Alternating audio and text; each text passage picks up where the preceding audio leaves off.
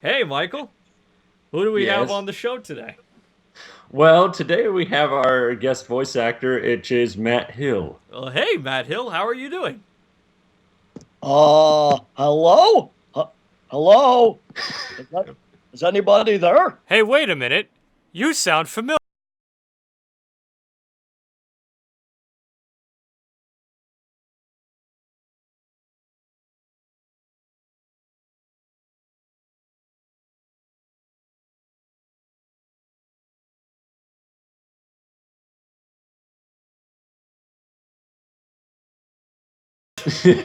I believe it is. Oh, Yes. oh. Welcome. How are you doing, buddy? We're doing great. Oh, And welcome, wow. Ed, I suppose, to You Sound Familiar, the new podcast with Michael Barth Edwards and myself, Aficionados Chris. And like we said, we have Canadian voice actor Talent the Band who somehow doesn't frickin' age. And the impeccable voice of Ed from the classic show Ed, Ed, and Eddy, among many other roles that we could spend all day listing. But how are you today? In reality.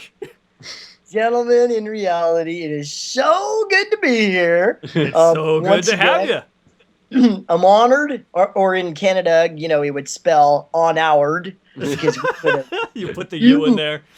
in front of there, instead of honored. Do you ever like But cuz you yeah, do you ever have that problem with like spelling is that when you go to like LA or something like oh wait, you don't spell it the way we do in Canada well, as you gentlemen know, in LA, everything kind of has to get spelled like this. So, with it with a works. It's surfer okay. accent. What do you do? Like, do you Yeah. do you do like the British version of color, where COLOUR, like honor with And I HONOUR? say it that way too. I go, welcome to our house. Welcome to your house. Wel- Colored. Welcome to our neighborhood. Welcome to our It's neighborhood, awesome. eh? Absolutely, eh? Hey And boy. it's duck season too, so I'm very, very happy. I imagine Very you could do happy. like a very good Bob McKenzie with that voice. Ooh, go, go, go, go, go, go, go! Oh, hey, there we go. Welcome What's to so the funny? Great White North, eh? Absolutely. Hey, hey, take off, hoser. Hey. Excuse me, Aid. You got a few brewskis for me? It's prematurely stuffing a mouse into a beer bottle, make so they don't think you hosed them. Eh? Shingles, Those guys are national shit. treasures, if you ask me. What, the SCTV dudes? Oh yeah, Yeah, like I mean, people talk about SNL. Screw that. SCTV was a lot funnier. absolutely. You know what's wild? You watch the reruns of SCTV, and I just like howl.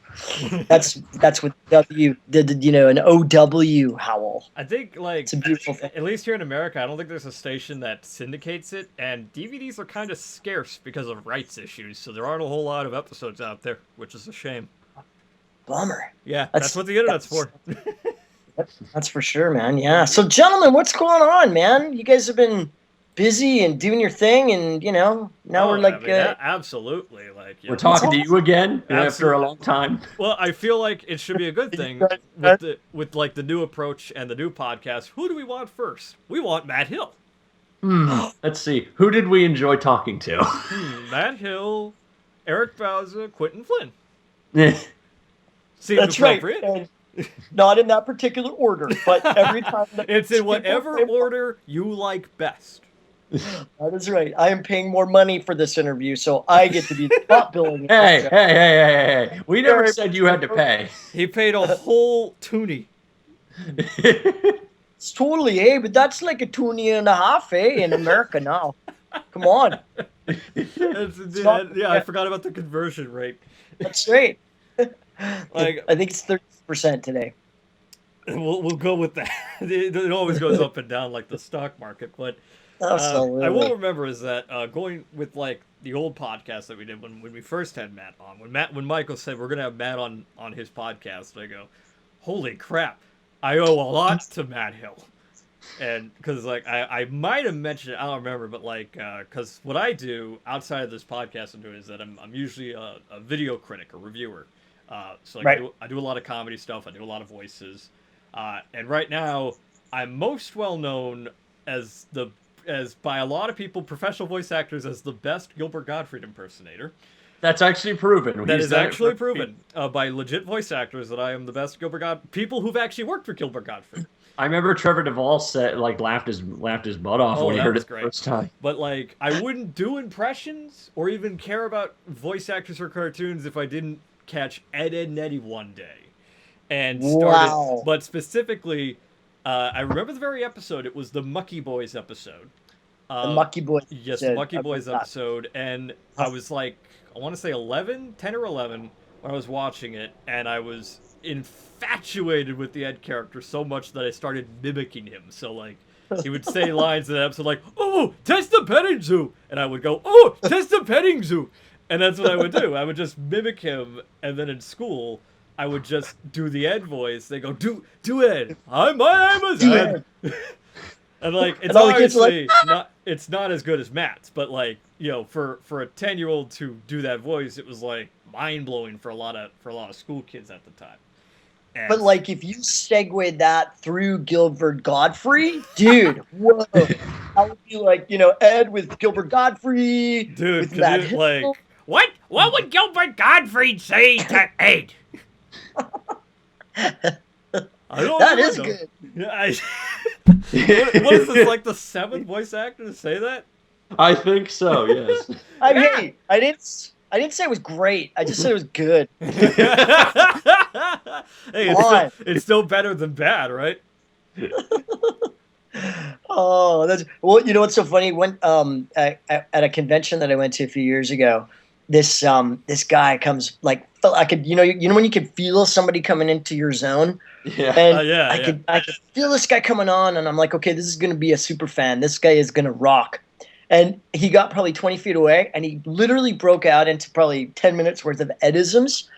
And God bless the young lad, because it was so bad. like his But it's- impressions or the Edisms? Oh yeah, no, his Edisms were just like it was like take somebody who's on American Idol and they do that show where, you know, they go like, yeah man, I'm badass singer, you know, my mama said I'm gonna be, you know, the next LaToya Jackson or whatever, and like, and they're so tone deaf that, you know, you just kind of go, oh please. Thank God he's You're trying, on live but dear TV. God, shut up. And it was brilliant because, and that's why I say I never forgot it. Not because I was like, I actually, I gave the guy the biggest like high five. I gave him, you know, we ended up probably chatting for about an hour afterwards. Yeah. Because I was like, okay, the ultimate Eds fan, if that guy's going to come and like throw himself on the line and do like that big of an impression, I don't even care if he knew he was good or not. Because that wasn't what the point was. Well, yeah, It like was the just fact that he cared and loved the character Yeah. enough to be like, I'm gonna meet the Exactly. guy and then do my impression. Totally, because that's exactly it. Because he said like you, he's like, man, you know, I've been waiting to do that since I was like 8, and now finally, you know, and then he'd go into it again, and I'd just be like, and I mean, you know, it was like, you know, yeah, it was like glass cutting the, you know, I don't even know what the expression is, but Nails it on a was- chalkboard, I suppose. yeah, that's what it was, yeah. But it was brilliant because you can never take heart out of somebody, man, and to me, that's like the best Ed impression I've ever heard in my life. That, you know, I mean, really, it was I mean, it was an honor. with certain impressions, you just can't match the originals. Like when Well, I've always said it's- when people say do the Ed voice when I got older, I said, look, Matt has a sort of seasoning that I can't do because I don't sound forever young. It's like you Hey, know, isn't that a song? maybe I don't I don't know. But, like, you know, I'm 24. I'm 24. I sound 24, but like Right. Matt Hill, you know, he still sounds, you know, cool. You know, it's like he's got that seasoning that I can't do. So if you want a good Ed, just talk to Matt. That's right. Well, you know, so, well, thank you very much. I appreciate that. It's, You know, Chris, I would love it if this has always just been a put on and Matt talks like really low. yeah. So, All these years, he was the surfer guy, and really, he's a big man. You know what's hilarious? Every time, if I try to do a character, like, okay, like, you know some of the deep characters that Trev does, Yeah. right? If I even go into that zone, it makes me cough. So I can't, like, you know, I go, yeah, like right now, I just like, I can't do it. like it sounds You like know, those like- like in the cartoons where they just have like the adults just mumble instead of talk. Yeah. Yeah. I was like, I can't imagine, like, seeing you do something like Scott McNeil or something like that. I just like something in that range would just Yeah. be, I mean, the You only know? Trevor Duvall voice I could imagine him doing is like Rocket Raccoon. Like, I think he'd make a pretty boss Rocket Raccoon. Yeah, yeah, for sure, man. He's quite a talented gentleman, I have to say. Oh, very much so. Yeah, Would yeah, like to yeah. get him on again. That'd be pretty cool. But hey, we got Yeah. Matt Hill. Let's You know, this dial him up. this is Hey, the Chris. important shit. Chris, we got questions, okay? We do, That's right. but Matt Hill is too interesting to waste time with that immediately.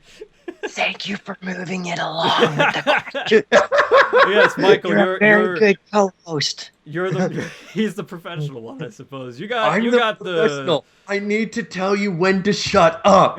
Can the Well, other then- guy hear you? You've got the floor, Michael. Ask away. Okay, fine. Okay, Michael. No, didn't hear- spot. No, I'm nervous. Oh, don't make him laugh, Matt. Come on.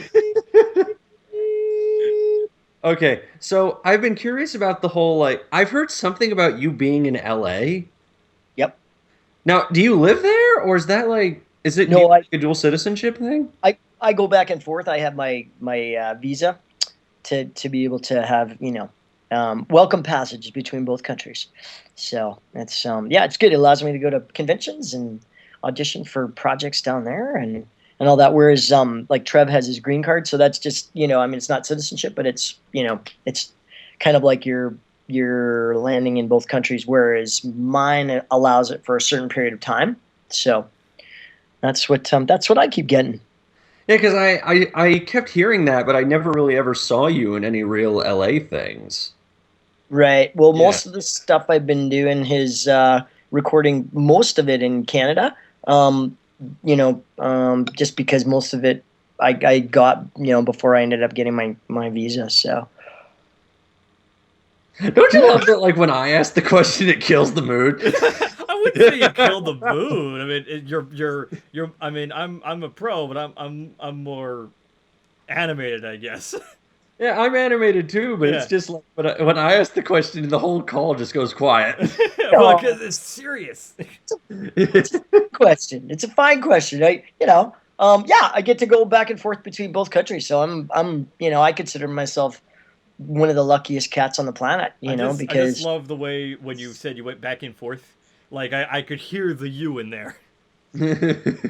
me. Yeah, Yeah, absolutely. back and I forth. could hear that you in there. Well, that's me. No, I think that's you. Oh. You. I apologize sure. for that bad pun. All right, man. But so what else, man? Well, Michael, you got more of the serious questions. Lay them on him. Go, Michael. You can do it. You I can thought do we it, man. were gonna shift back and forth. Michael. Michael. Michael. Oh. Okay. I was curious because I've asked the question of a favorite role. I was curious. Do you have a favorite or least favorite role? As you know, my friend Ed has been one of my most favoritest of all, and only because it's just Ed, right? And so I like the I don't know what I like, but I just like him.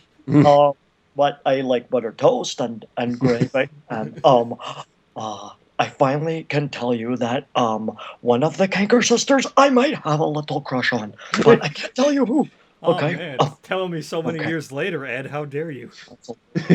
No, I mean I love playing Ed. I mean we just redid my animation demo, which I'll send to you fine gentlemen once my website is launched again. Oh, that'd be great. It was so great. We watched the Christmas episode, and that, because Christmas for me, Matt Hill is my favorite thing in the whole wide world. And I just love, to me, doing the Christmas episode, where Ed's putting all the Christmas decorations up and putting the milk and gravy cakes out for Santa Claus. And We were you know, actually, no kidding, we we were were actually just watching watching that. that clip. Before the Yes, interview. before the interview, we were Yeah, actually watching just- that clip. that's just for me what captured the spirit of that character for me personally, right? Because it wasn't really acting. It was more like, oh, wow, it is my favorite. It's like, oh. Because he's You just know. so innocent, he just loves Christmas. Yeah, I used to think the same thing. I used to think maybe I could hang out at the bottom of the chimney and wait for Santa to, come down and You know? Comes down while you're looking up the chimney and just crushes you. Totally. It was just magical, you know. Did you And ever make him gravy cakes? but hey, we did. We spent a lot of time together. It was awesome. And and it sounds like the potential is very high. And kind of like the Eagles, you know, when they broke up the first time, saying never, you know, when hell freezes over, we'll get back together. Yeah. Well, it looks like hell might have froze over because it sounds like there might be an Eds reunion at a convention in 2016. So I'll keep you guys posted. Right now, if it happens, it'll be me and Tony and Sam. So Tony agreed to do it. Did my heart well, stop? yeah. So you know, that's the kind of thing where I think everybody realizes, wow, man, this thing really touched a lot of lives. You know, and it's funny. Your question of you know, with say Ed being my favorite character, you know, it was also enhanced not only with obviously getting to work with those guys, but then you know when I did the run around North America and we kept meeting all these kids in all these school presentations, and little did I know that you know a little tour from Canada called Run for One Planet was gonna continue to inspire kids by me embracing the fact that you know Ed and Eddy in this respect had just totally touched so many lives. You know, it made me for the first time go, oh wow, what I'm doing actually is actually leaving a positive impact. You know what I mean? Oh yeah. It's not just a great and another funny day at the studio. You know? I mean, like I said, without you, I wouldn't be doing what I'm doing. Wow, So, man. like, Well, that's huge, right? I know. Because look what you guys are doing and how many people it's impacting that you probably already know about because they might have reached out to you, or sometime in your life someone might come up to you and go like, oh man, I just want you to know listening to your podcast totally made me believe in one of this, you know, believe in myself and do what it is that I want to do in life, you know. That would certainly be like. I mean, I've met fans and signed autographs and done pictures a couple times, but like that's been for the website and YouTube channel I run outside of like the podcast. But I would assume they listen. And that's huge, right? I mean, I mean, it's a great feeling. Oh, it's an awesome feeling because it again, you know, because everybody's always talking about, you know, what's my purpose? You know, how can I leave the biggest impact while I'm here? And you know, I think it doesn't matter what people frame it with, what type of, you know, occupation or whatever it is that you know we're here to do. That to me is where I get excited about meeting and talking to more people, because to me that's the trip we're on, right? Is you know, it's like. It's about actualizing our purpose and being amazing human beings and just, you know, taking care of ourselves and one another and the planet, right? Well said. Yeah, it's, you know, that's what I'm doing. I want that on a poster, like an inspirational poster right there. With a big picture of Ed. Yeah. yes, inspirational quotes from Ed. On the subject of Ed, because I actually have a burning question as a fan from childhood. I remember when the Ed and Eddy Big Picture show premiered on Cartoon Network in the United States.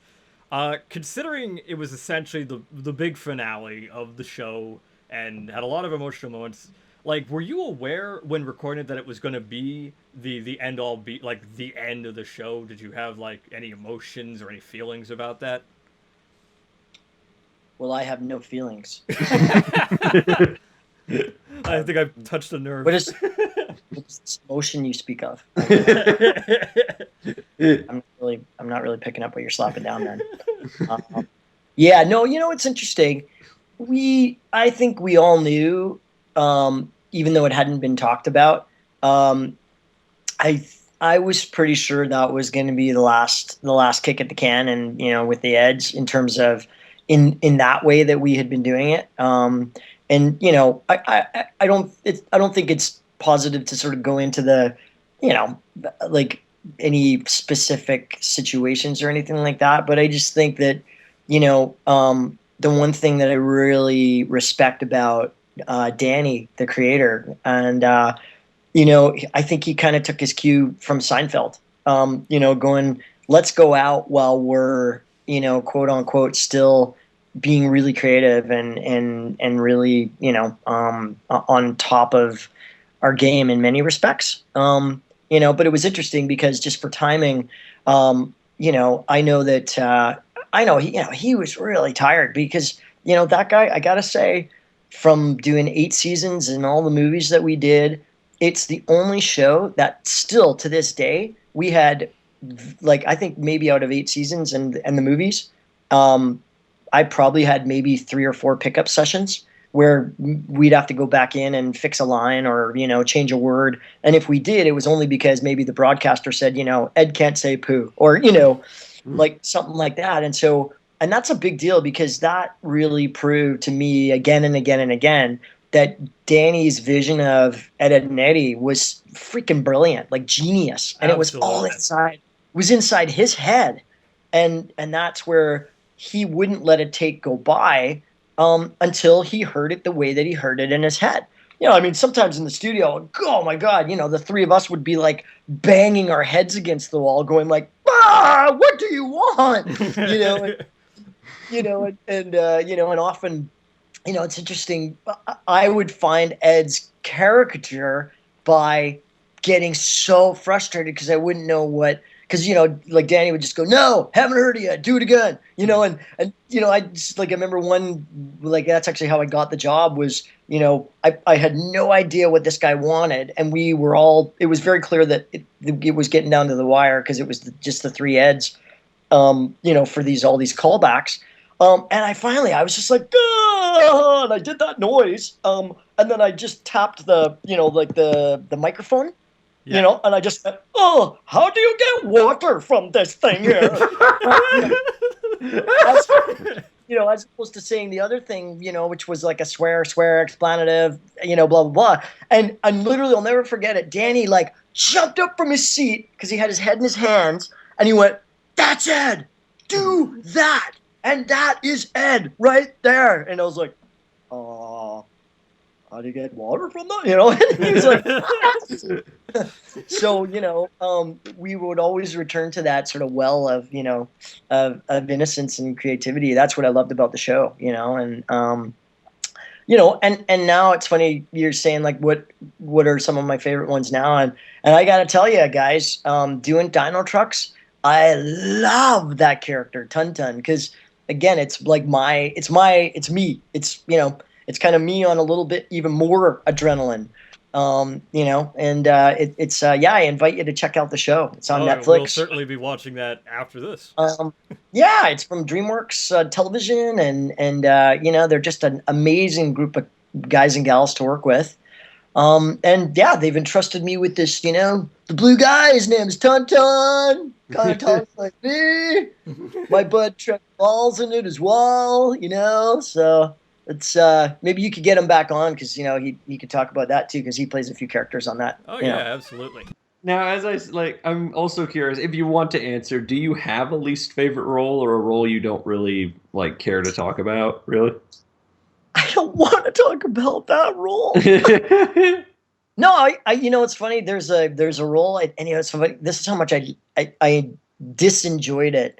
I can't even remember the name of the show, but it was in the early days of doing anime, and it was before they recognized, the producers, that you couldn't bring an actor in the studio for 8 hours and have 4 of those hours doing fight scenes and multiple screams and yells because I got to a point on this one character where I was bleeding from my vocal cords, and I got out of one session and I couldn't talk for 3 days.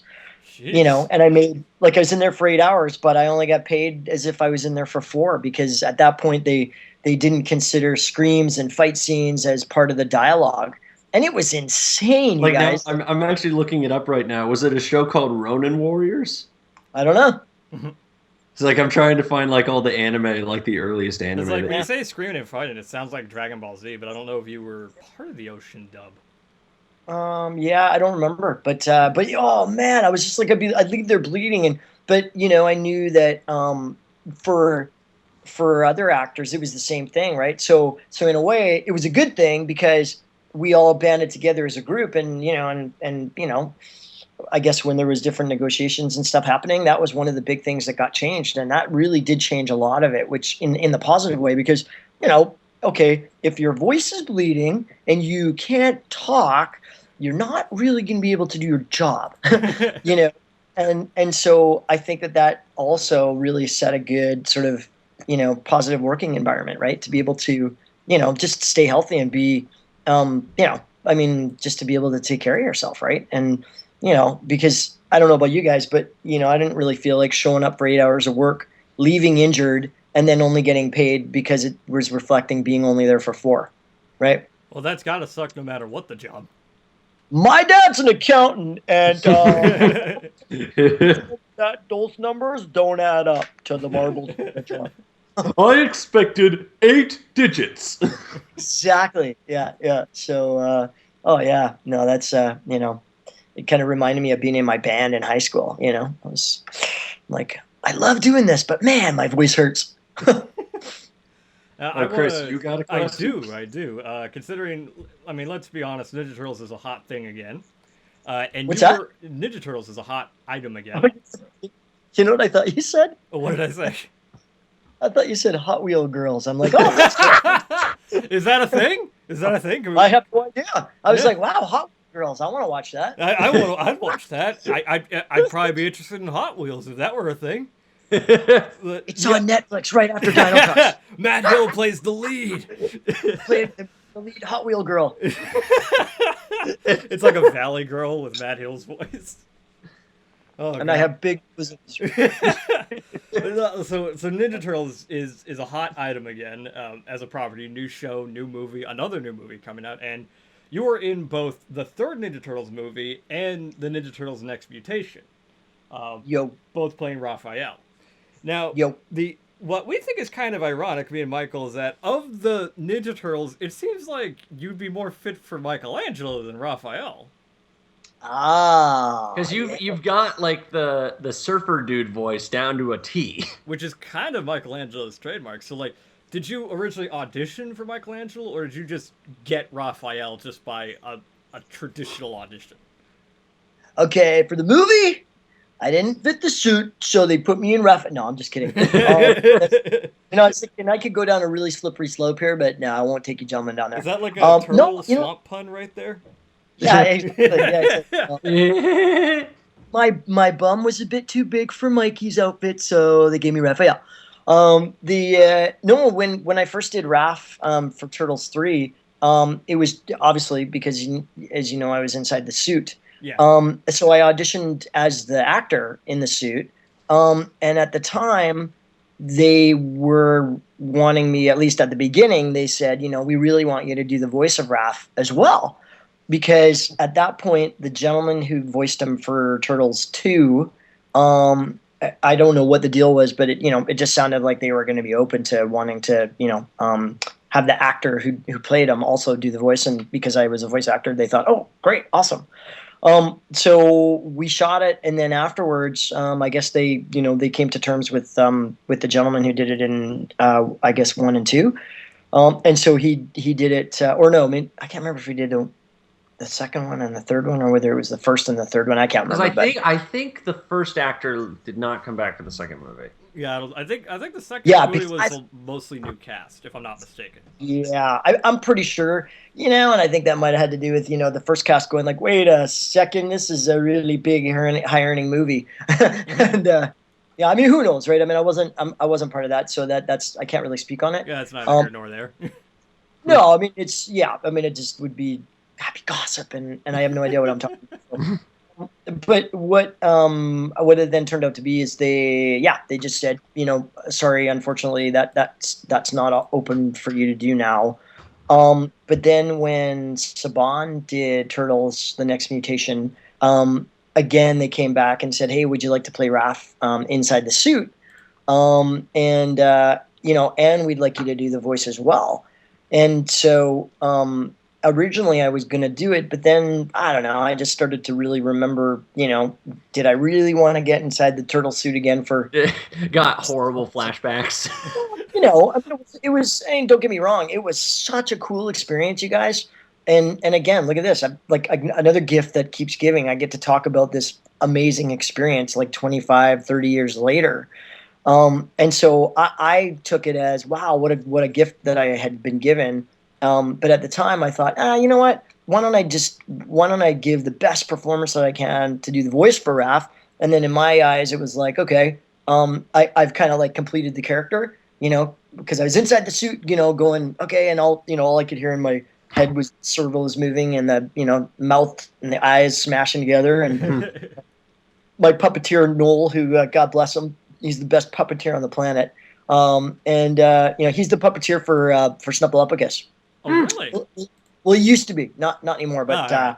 yeah, back in the day, and it was awesome, because I'd hear him going like, Maddie, go left, go.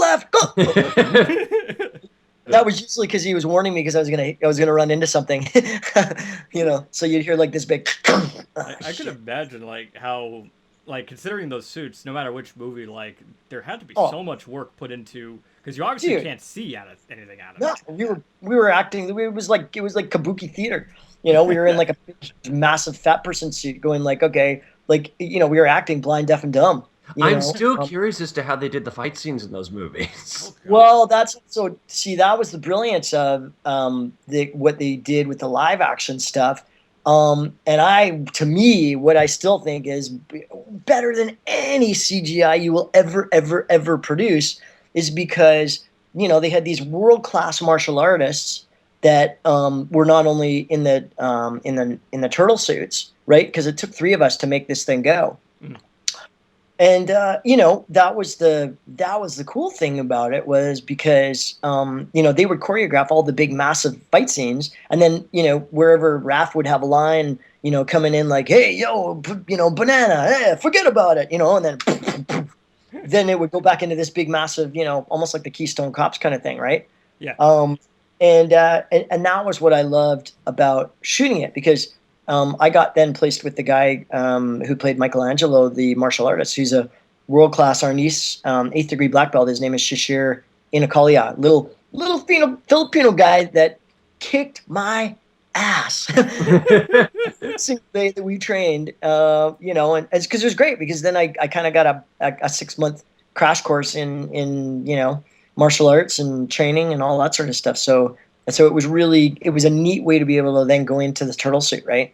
And I think in some respects that was another reason why I said thank you but pass on playing him again in the TV series, because the budget was a lot different. And don't get me wrong, those guys did very well because there was a ton of overtime and that kind of stuff. But I just kind of felt like I just had a feeling that the actual that side of it wasn't going to be as well supported, and it was true. People got injured, and because again they weren't spending the money on making sure that all the fight scenes were choreographed properly, and those sorts of things. So I got to go in the studio for 44 episodes and play Raphael, and all I had to do was put my hat on backwards. So I felt really honored that they asked me to do it again. And I also was like, well, you know what? Let me give me my best shot to doing Raph, in the voice. And so then for me, then it was complete. I think that's really good Ninja Turtles trivia for a lot of the Ninja Turtles fans out there, including myself. A lot of that I didn't even know. Yeah. So it was like I said, it was a great adventure, and and it's like just like playing Ed, or being one of the Care Bears. Like when I was on the Run for One Planet tour, running around the continent, again, it was meeting all these kids and big kids, like teachers and, people who were in their 40s and 30s, that were going like, oh man, like I'll never forget this one African-American teacher. And I'm not kidding you. This guy's probably other occupation, if he would have chose to do it, would have been like an NBA star, because this guy was like 7'2", built like a freaking linebacker. He was huge, and he was the principal at this inner city school that we did an event in Houston, and it was amazing because this guy, because it was like a military kind of style, because all these kids come from like the ghetto, and the whole mission of this school system is to take kids from that are off, obviously, pretty close to being on the streets because their parents don't make any money. But their whole goal for the whole school is get them in school, keep them in school, teach them respect for themselves, love for themselves, respect for themselves and everyone else, with a a sole goal of graduating not only high school, but then going on to go to college or university. So that's a huge intention and mission that this school, they're called the Charter House schools. Yeah. And this teacher, that's why I got it afterwards, because then they explained that this is why that this teacher was just like, yes, imagine like a 7'2" guy that looks like a linebacker, but tall like an NBA player, and all the kids, like, they would literally take their cue from him. Like, if they kind of laughed at us and he wasn't laughing, they'd be like, oh, or he just had to look sideways, and the kid in the front row would be like, oh, Mr.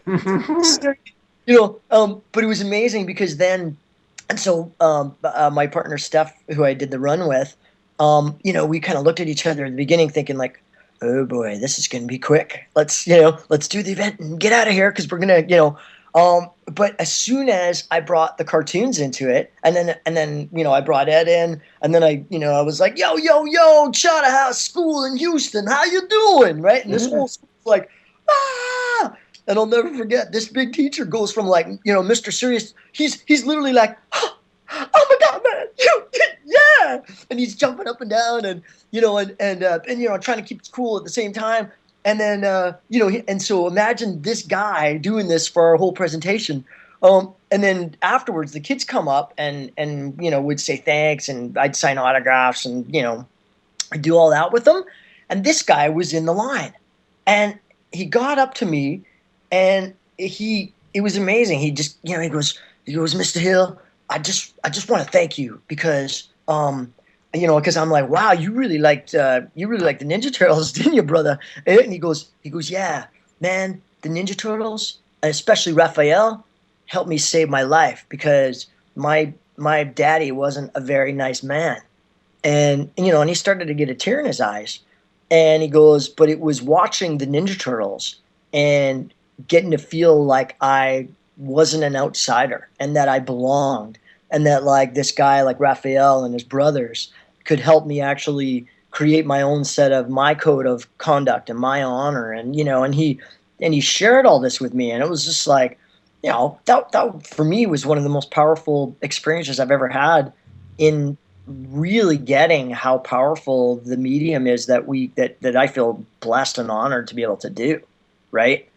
Because at that moment, that's real. You don't that's not BS, right? That's that's what we're here for, as far as I'm concerned. Probably one of the best stories I've heard so far. Yeah. No, and I know that if you ask any of the other voice actors, I bet you they'll have something similar where they'll realize maybe, because the cool thing is too, is we get a lot of requests for kids like with Make-A-Wish and, and things like that. And, and that was another part where it's like Danny on Ed, and Eddy, he would be the last guy in some respects that you'd think would embrace Make-A-Wish the way that he did, because he was really like, he was like so focused on our show. But he was the perfect guy because he got it. And he went, man, these kids, they like Ed, and Eddy. Man, bring them in. So like, for 8 years, we'd probably do, 2 or 3 or 4 Make-A-Wish events a year. So the kids would get to come up to the studio and, hang out with Danny and all the lead crew and all the animators, and, bring their families and then, whatever Eds were available or the rest of the cast. We'd often find ourselves in there, having basically just a massive, huge impromptu Ed, and Eddy, the new one. That's the female spinoff. That's Cousin Abby. I'd see that show.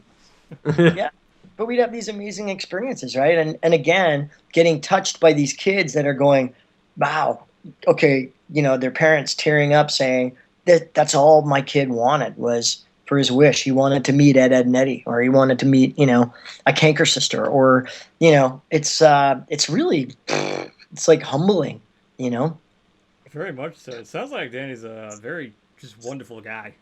Oh, you know what? He's yeah. Like I say, one of the hardest guys I've ever worked with. I mean, don't get me wrong, man. We worked hard for our money. And at the same time, I'm so proud of that show, Absolutely. As you should be. It's in my Yeah. opinion, by a lot of people, it's considered one of the greatest cartoons of all time. Yeah. Yeah. Well, thanks, man. Because I think maybe it's like a Beatles song, you know. I didn't know you liked the Beatles. Kind of like the Beatles. Can't talk about. Chris, that's implying that there are people that don't like the Beatles. Yeah. That is true. I am sorry to even make that implication. They're not that great. Now, Matt, I was curious about something. What? Okay. Let's get that. But Burned it. I was curious because you've done things like you've done Transformers, you've done My Little Pony, you've done Care Bears.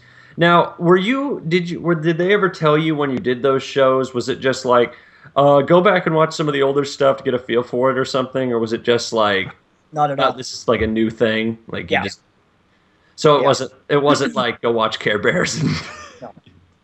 No, because unless it's a voice match that they want, and then it's different. If something comes in, and like that, like I guess like a couple of years ago, you remember Monsters Inc. and then they did Monsters U. Yeah. Yeah. Well, I read for one of the characters on that, and which I still think is so funny because turned out to be John Goodman's character, and I'm like, Wait, I don't what? I don't even sound like him, like, and that's what I thought was so funny because my agent's like, well, why don't you give it a shot? And I'm like, okay. I find that intriguing. They would have gone with voice actors for Sully. Well, I guess Yeah. because they were meant to be younger versions, that I guess they wanted actors who sounded younger, and obviously Matt sounds young, so I could see Yeah. why they'd make that connection. Yeah, and I can see it now. And I mean, again, I didn't get the gig, but I gotta say, I was, I'm no Gilbert Godfrey. But Absolutely I- not. my take on Sully I thought it was pretty good, but at the same time, in answer to your question, where they're saying, go and, watch the old episodes and all that sort of stuff. Not for sort of new versions. I find that, if I've ever done it kind of, for me at least, I'm kind of then not letting myself bring the full creativity to it, if it makes sense, Right. unless specifically, like they say, they're like, no, it has to sound like this and this and this. So that, and then it's a different ball game, right? So, Well, I feel like if they're doing I if they're doing a new thing, I would expect a new character, new sounds, exactly. They want it to sound, but it's funny because that's part of the creative process, and that's what I love about it is, the classic, like, yeah. We want him to sound a little bit like, Corbin Bernstein from, blah, blah, blah, blah, marked with a little bit of, what's his face from that show. Then bring a little bit of Iron Man in there. But if you can, make it sound a little bit Betty Boop, but not a girl. That's the greatest combination of things ever. That would have been pretty good, actually. I want that, actually. I want that cartoon character. Yeah, and it's funny, and then you either get the gig, and then it turns out on the day, and it's nothing like what it is that they've described that they want. Well, I mean, like with your Ed stories, like people don't know what they want until they hear it. Until they hear it, exactly. Because I can't, like, it would actually be kind of fun if there was a way to listen to some of our early auditions, because guaranteed you, it probably is not anywhere even close to where we ended up. Well, I mean, every show's like progression changes. Like, first season of Simpsons is very different from later seasons of Simpsons. And Yeah. Well, exactly. Same It's could called. go for like Ed, and Eddy. Is that like, arguably, like I always noticed that Ed sounded a lot less stupid in the first season, and he sort of gradually became the lovable idiot in the later seasons. The brain damage started taking over. Oh dear. What are you guys implying? That you got Dame Bramage. I understand that. Oh, my. No, it's funny. The only show I gotta say that I like watched in preparation was actually for my audition for the Ninja Turtles, because for that one it was so foreign because I'm I hadn't done a lot of stage plays, even though I knew about bigger performing. But I remember the casting director, luckily knew me and knew my athletic prowess and sort of like the background that I had. But he gave my agent a note saying, just make sure Matt is as fluid with the movement of Raphael and sort of like his attitude, and because you're going to be acting with a bag over your head for the audition, because they really have to just get the sense of who this guy is through my movements and doing all the lines. So I watched Turtles 1, oh man, probably 30 times. With the weeks leading up to the second audition, and I'm so glad I did, because I knew that movie like verbatim. I knew where Casey took a breath, and then Raph would insert his line, or Jose Canseco back. What do and like but it was perfect, because then when I had the callback, with the producers from Hong Kong, I realize now that's what they were looking for, because then when we fast forward to being on set, that's how this thing had to play, right? They needed it to be believable, from inside, 85 pounds of foam latex rubber and all the other 1,000 chemical cocktails that they probably put in that suit. And so it was really cool, I guess it's my version of being a mime. That's an interesting way. That's probably the best way to describe how to play a suit actor. Yeah, that's exactly.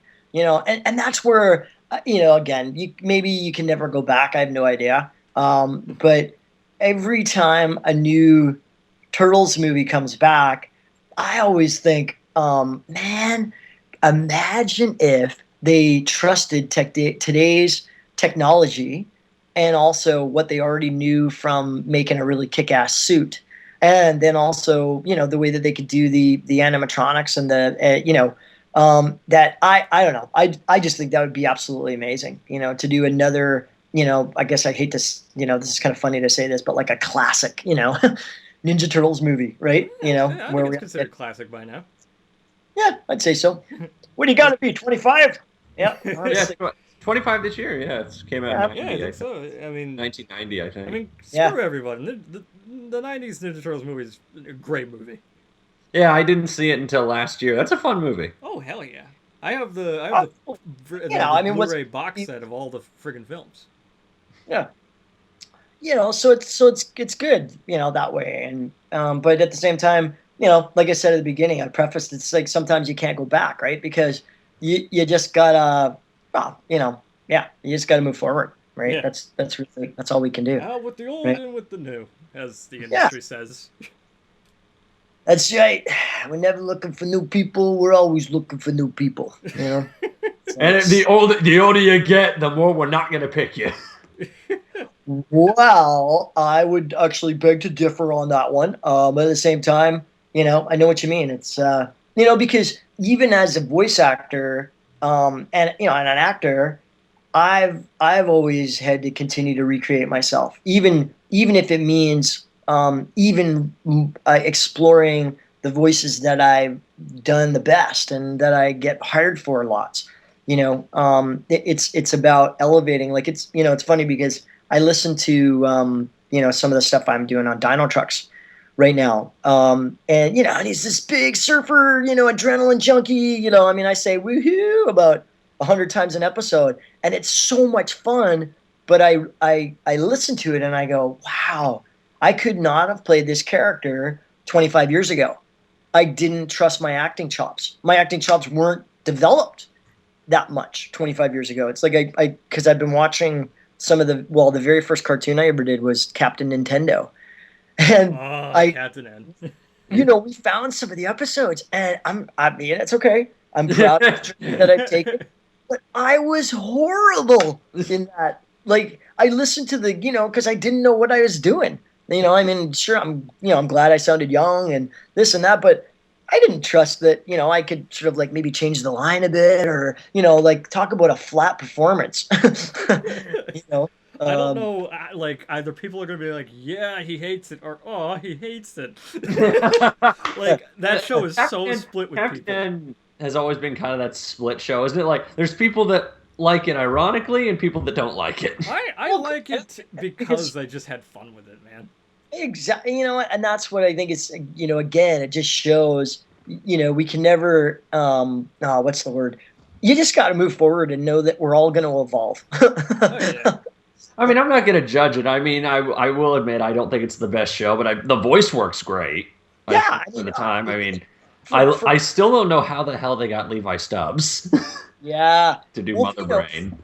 For a lot of voices, especially in Vancouver, you got to remember that was our first foray into, doing an animated series, right? That was literally, I believe that was the first one that came to Vancouver. So, I totally commend and applaud all of us for jumping in and the rest of the cast, thank God, made me sound better because I got to, truly, I mean that with all my heart. I mean, it's like they're some of my best friends, and we've all kind of grown up together and cut our big teeth, from having baby teeth when we first started, because it's funny. I think if we got to go back and let's say, do a Captain N special or something like that, oh my God, it'd be so different, But maybe we wouldn't get the job because it wouldn't be like, you don't sound like Kevin. Okay, a Captain N special now would be interesting considering the video game market's gone. Like retro game popularity. Heck, you watch, they'll make a brand new reboot movie. No, I actually would be, again, I'd be intrigued to see what they could do with Captain N considering Nintendo now. That's good. I'm glad.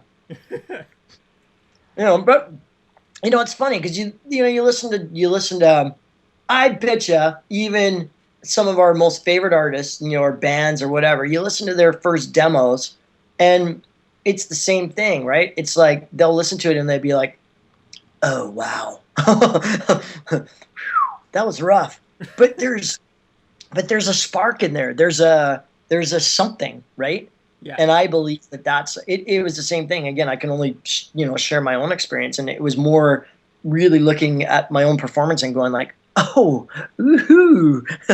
But even in that, I go, man, okay, really the first thing I said was, man, you come a long way, kid, because I'm obviously doing something right where I'm still getting to explore and get cast and have, in some respects, I'm having more fun than I've ever had, and to me, I think that's also part of it, right? It's, I mean, comparatively, I've always felt you're kind of like the male equivalent of Andrea Libman, is that you still get roles of relatively young people because you can still sound young. Yeah, I mean, like, a lot of voice actors don't have that luxury. Like, a lot of them do have a voice that ages with them. Yep, absolutely. And, but it's, it's funny. It's like, my compadre, Andrew Francis. I mean, that guy has sounded like he's in his 40s since he was 10, and it's amazing to listen to some of the sounds that come out of that guy, because he plays Ty on Dino Trucks with us. And, I don't know if you guys have ever watched Slugterra, but apparently he's got I watched it. Yeah, I've got a whole bunch of episode or two. I didn't even, he was like the big blue guy or something. Yeah, I didn't even know that was him until just so you know, like I was up for that role, and I had the call back. It turned out to be between me and Andrew, and I remember at the callback they were saying, well, we could probably pitch Matt down because I was going as deep as I could, and and it still didn't sound like. And then you listen to what Andrew does, and they don't have to pitch it. It's like, holy crap, that's deep. He took a job away from me. They hired the right guy for the role. And that's how I look at it, guys. It's like I'm blessed to get to do what I do. So my job as an actor is to, well, one, take care of the instrument. And also realize that I'm being gifted with the roles that I get to play because, whatever way you want to look at it, I'm meant to play that role, right? And if I don't get a role, I just wasn't meant to be mine. It was meant to be done by someone else that is, has whatever you want to call it with it. Maybe they've got an agreement to do it. Who knows? And I think that, the way I look upon it is, you know, I look at, say, okay, like Trev, or other guys like Scott, or, you know, other guys that, and gals that can do multiple roles within an episode. That's never been my forte. You know, I mean, I'm stoked if I can do like one guest part or another part, you know, in the same scene or whatever, you know, you know, but do I wish that I could be like those guys? No, you know, because I get to be me and I get to be who I get to be, right? Just as like them, you know, people often say to me, they're like, dude, how do you get that energy? Or, you know, where does that come from? You know, kind of thing. So I think, yeah, I think we all just got to embrace the gifts that we've been given. See, like, typically with these podcasts, we usually end it with, what's the inspirational advice you can give? You've given so much this entire podcast. Yeah, it's like, what do we do? Bring up? You know what we you're could do? just full of inspiration.